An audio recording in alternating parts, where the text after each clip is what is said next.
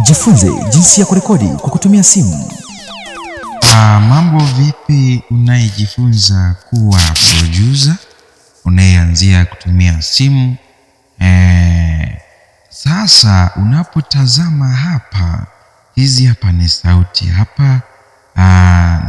Niliweza kurekodi wanakwaya, yani kwaya ya watu wengi.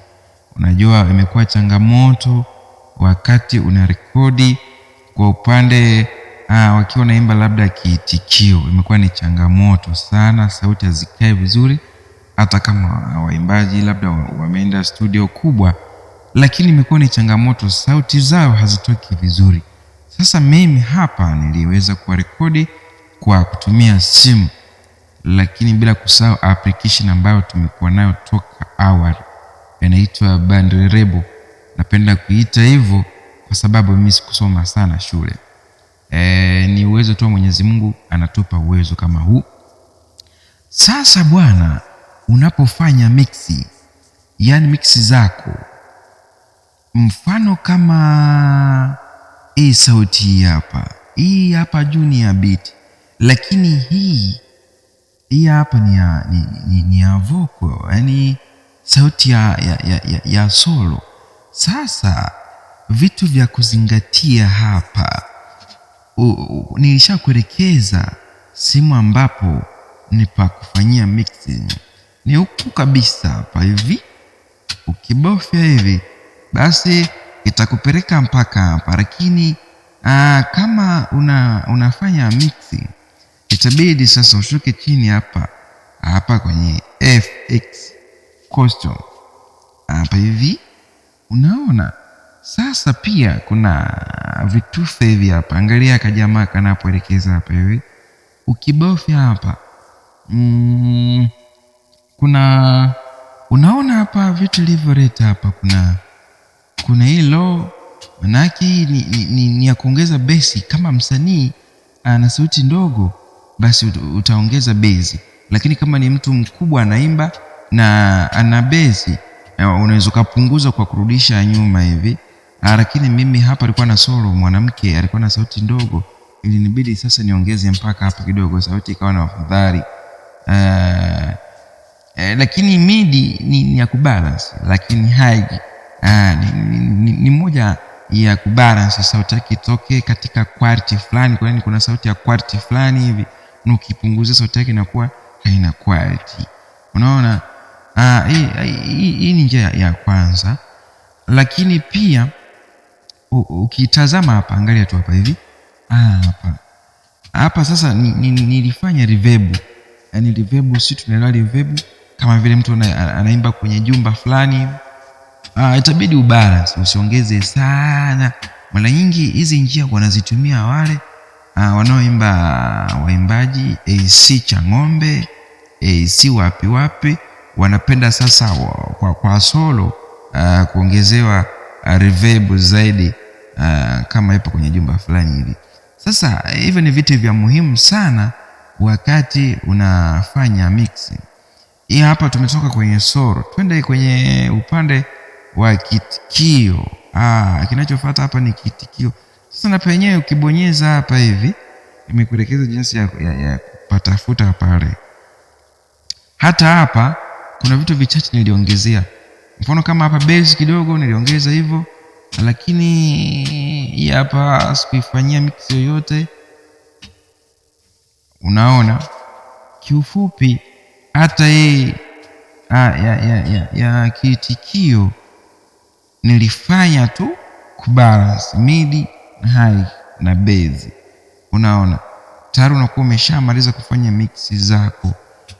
Sasa unaweza ukajiuliza, najua simu yako utakapoweza kuingia kwenye hii ya kutengeneza low pamoja na midi, huwa inakaa hivi, yani unakaa empty kabisa hivi. Ngoja tuanze upi kuingia kwenye hii, huwa inakaa hivi. Hata kama ukibonyeza hapa nilipokuwa nimekuelekeza, unakuta tu iko hivi. Isionekane mimi nimefundisha kitu ambacho nishakipangilia mwanzo.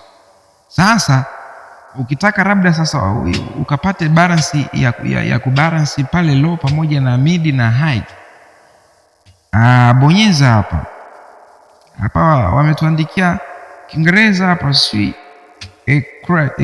crazy hivi, lakini tunaonyeshwa ni hapa. Ukibofya hapa tunaona low ni base kubwa sana, huku ni ndogo, mid ni kubalance kama nilivyozungumza awali.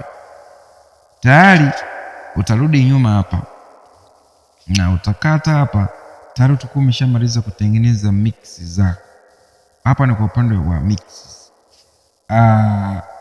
Huu ni wimbo ambao ni wa gospel, manake waimbaji wengi. Sasa siwezi kuruhusu play wakati sijawaomba ruhusa, ili kwamba wimbo wenu ni utumie katika mafundisho yangu. Sijawaomba, ndio maana hapa nimeficha, na huwezi ukajua kwamba hapa ameimba nani, kwa sababu sauti si nimeibana, haisikiki.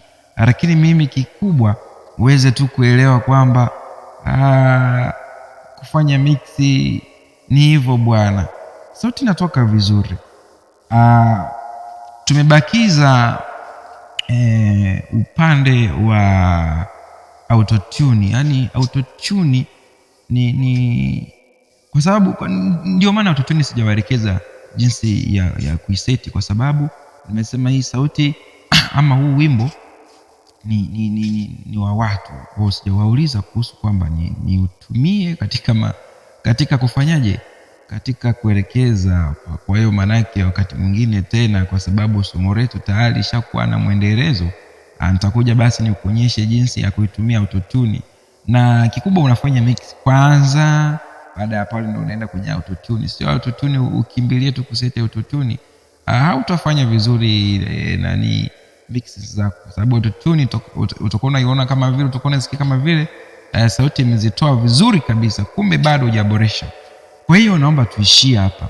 Endelea tu kusubscribe hii channel ya Bandreb ili uwe wa kwanza kabisa kuelewa haya masomo. Pia hii app inatengeneza hata yale matangazo, jingle inatengeneza, lakini pia hii ina uwezo tena wa kutengeneza hata beat, yani kinanda inacho. Tutaendelea kujifunza huko mbele kwa mbele. Kwa hiyo ndo hivyo, endelea kunifuatilia. Naitwa Emmanuel, jina langu. Nimefanya hizi kazi muda mrefu kabisa za kutumia simu, na zimenipa maingizio ya pesa. Watu wanaona tabu kwenda studio kulipa 50,000, lakini wewe una balance. Ama kwa wewe kama wewe ni mwimbaji, basi unajifanyia mwenyewe, na masuala mengine unayojua wewe mwenyewe. Naomba niishie hapo. Asante sana.